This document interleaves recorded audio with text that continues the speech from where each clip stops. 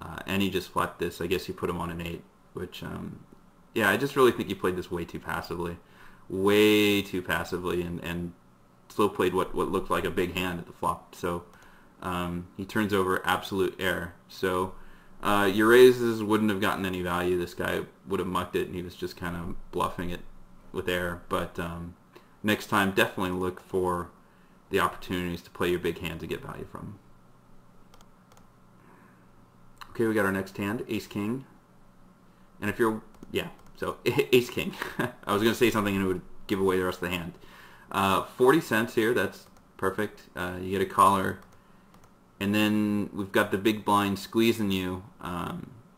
He 3-bets 4%, but he squeezes 25%. So he seems like he really looks for squeeze opportunities.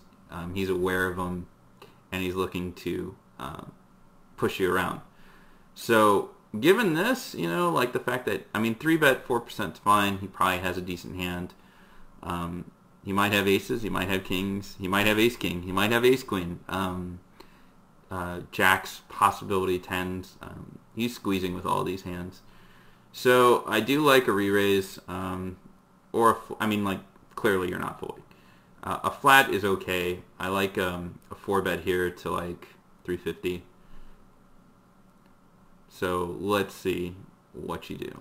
And you go ahead and shove, which is a little surprising. You're, I don't know, I'm kind of undecided whether I like that or not. It's a huge re-raise. You're only getting called by aces or kings. If I remember 10 no limit correctly, no one stacks off at these micro stakes unless they've got aces or kings, or maybe ace-king, or maybe queen-queen. But I guess if you just wanted to take this down and not flip against like jacks here, I guess that's fine. But I really just like the 4-bet play better than just the open shove. And he just let it go. So, I mean, that's fine, but different ways to look at it. Okay, this time you've got king-queen offsuit. Again, still in mid-position. Oh wait, actually you are in the cutoff. My apologies there. And king-queen off, it's great if you want to raise if it's been folded to you. And if you actually want to fold if someone raises before you, that's fine. Flatting behind is a little weak. Because king-queen offsuit is a hand that I see a lot of micro-stakes player overplay. It's not that great. You match up terribly against things like ace-king or ace-queen. Or even ace-jack. You're not ahead, certainly. And although they're a slight favorite, you're, you know, ace-king 3 flops.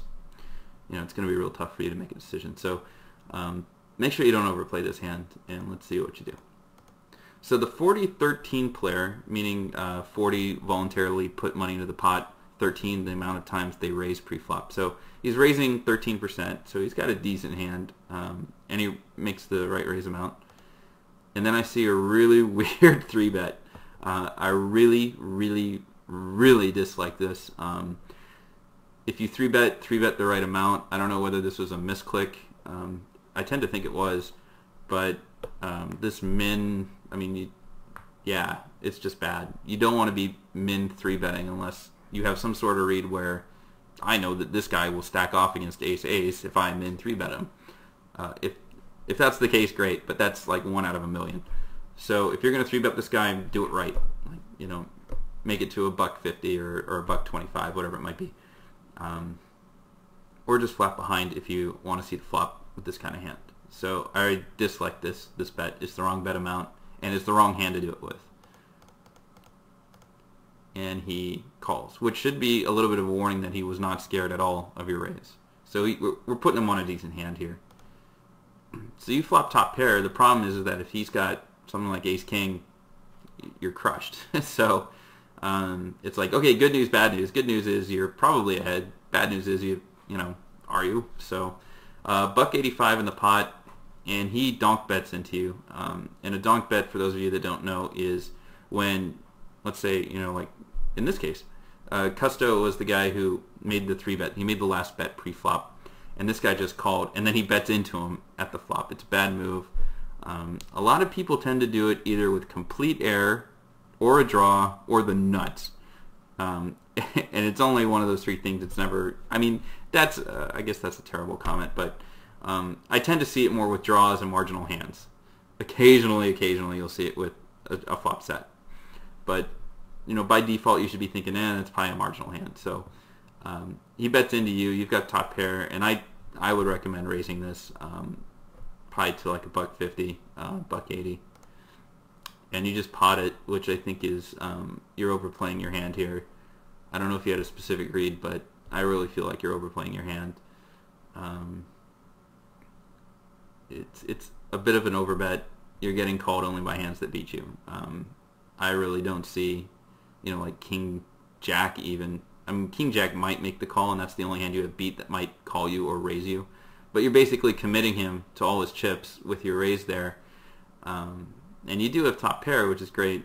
But again, he kind of flattered your 3-bet. Maybe he's got queens, you know, but he's not calling this bet with that. So, yeah, I really kind of dislike this bet size right there, just philosophically. And he let it go. So, the worst hand didn't give you value, and you know, the better hand would have called and had you crushed. All right, here we are. Queen Jack suited. Offsuit, I'm never playing this early position under the gun +1. Suited, you know, table's tight, or I got good reads on people, definitely. So you go ahead and make it 30. Again, make sure you keep your bet sizes right, especially in early position. You know, make sure you make it 40 cents. Keep your bet sizes the same. You get a call, and you flop top pair. It's a pretty coordinated board, so I'd be kind of careful, but you're definitely c-betting this. And that's fine. And he min raises you here. So the min raise is like so weird. It's some sort of draw, or it's the nuts. So given that he's a 71, 31, 4, and I mean he's just super aggressive, I'm tending to think that this min raise is BS. So I'm throwing in a raise of like $4, $3 or $4, and either that'll scare him off or he'll shove, and you'll know. I'm going to go back here. So he's got $4. Yeah, I'd probably just put him all in and figure he's on a draw. And if he outflopped you with 9-10 and has the nuts, or some draw and he draws out, that's fine. But you're going to be getting it ahead. So I'd put him all in, which is what you do. Okay, so that's fine. The shove was just to put them all in, and I agree with that. So yeah, well played. Okay, here we are with kings again. This time you're on the small blind, and we have someone post out a turn under the gun +1, which is just brutal. They couldn't wait 2 hands. So you have another limper, so you're going 50, 60, probably 60 or 70 cents with your raise, and it's just the 50. And when you're in early position like that, I disagree with this. I do think it should have been at least 60, and I would have made it 70 cents here. You've got to make sure that people don't limp in with ace-3 and, you know, outflop you, or whatever the case may be. And if they want to see the flop, that they're going to have to pay the price, especially with your premium hands. So you get 1 caller, you get 2 callers. And so now you're really just in the worst position, but the flop is good for you. So 2-3-7, unless someone's set mining, which this guy does not possibly be doing that. This guy might be, but both look like horrible, horrible donkeys. They're both 60 plus VPIPs and 5 pre-flop raises, so looks like they're just calling stations that are passive, and they're only going to continue, and they'll never raise you. They'll just call when they have the nuts. So pot's 170. You know, I like $1.25, $1.50 here. You make it 155. Might be a little much, but considering that, you know, the opponent's in the hand, that's fine. And you get 2 fold, so you just take it down. Okay, ace-9 suited.